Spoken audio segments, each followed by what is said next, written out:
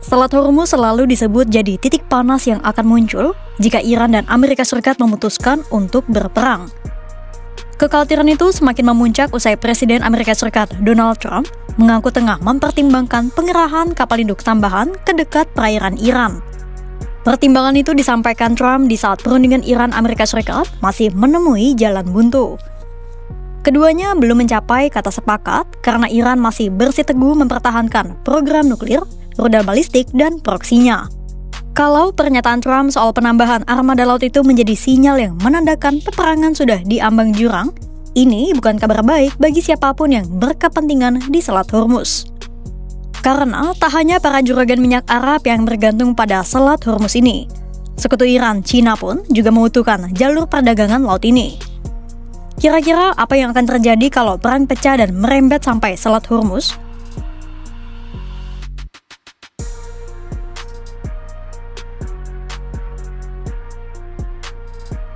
Iran benar-benar paham akan keuntungan geografis yang mereka miliki. Posisi Selat Hormuz itu berada di wilayah laut teritorial Iran, memisahkan Teluk Persia dengan Teluk Oman. Otomatis Iran jadi memiliki kuasa atas jalur air sempit seluas 33 km ini.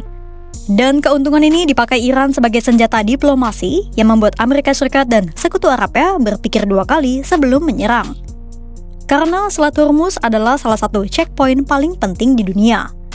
Sepanjang tahun 2023 sampai 2025, sekitar 20-25% perdagangan minyak dunia melintasi selat ini.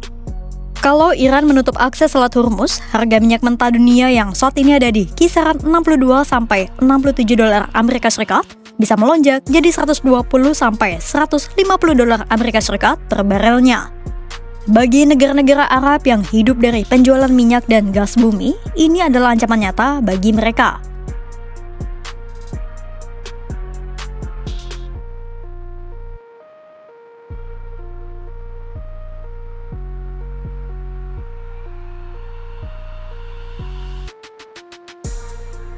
Ada berbagai cara dan taktik Iran untuk menutup Selat Hormuz. Pertama dengan menebar ranjau laut atau naval mining secara massal. Iran diperkirakan memiliki ribuan ranjau laut mulai dari model tua sampai ranjau pintar modern yang bereaksi terhadap gelombang magnetik kapal tertentu. Ranjau-ranjau laut itu bisa disebar oleh Iran pakai kapal selam kecil atau midget submarines, kapal nelayan, dan fast attack craft. Kedua, serangan swarm attacks menggunakan segerombol kapal cepat. Iran bisa saja melancarkan puluhan sampai ratusan kapal cepat untuk menyerang satu target besar, misalnya seperti USS Abraham Lincoln dari berbagai arah. Sistem kapal perang Amerika Serikat biasanya menggunakan Aegis. Nah, ketika Aegis dihadapkan oleh serangan dalam jumlah banyak, pasti ada saja kapal yang lolos dari radar. Celah radar itulah yang diincar oleh Iran. Taktik berikutnya adalah dengan meluncurkan rudal anti kapal berbasis pantai. Iran dilaporkan memiliki kota rudal bawah laut di dekat pantai yang dikelola oleh Angkatan Laut IRGC. Pada tahun 2025, Iran dilaporkan memiliki ratusan rudal jelajah yang disimpan di markas bawah tanah itu. Rudal-rudal itu siap diluncurkan untuk menyerang kapal-kapal musuh di lautan. Keempat, menyerang dengan kapal selam.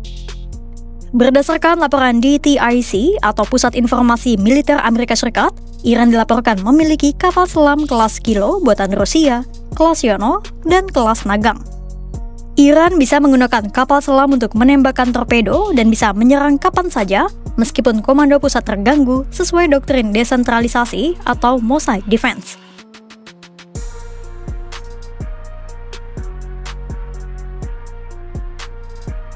Penutupan Selat Hormuz adalah ancaman bagi lawan sekaligus kawan Iran, yakni Cina.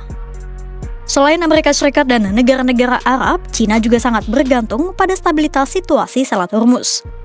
Perharinya sekitar 20 juta barel minyak mentah dan produk petroleum melewati Selat Hormuz, dan 5 juta di antaranya berlayar menuju Cina. Itulah kenapa gangguan di Selat Hormuz akan berdampak langsung pada keamanan energi Cina. Karena konsumsi minyak Cina itu perharinya sangat tinggi.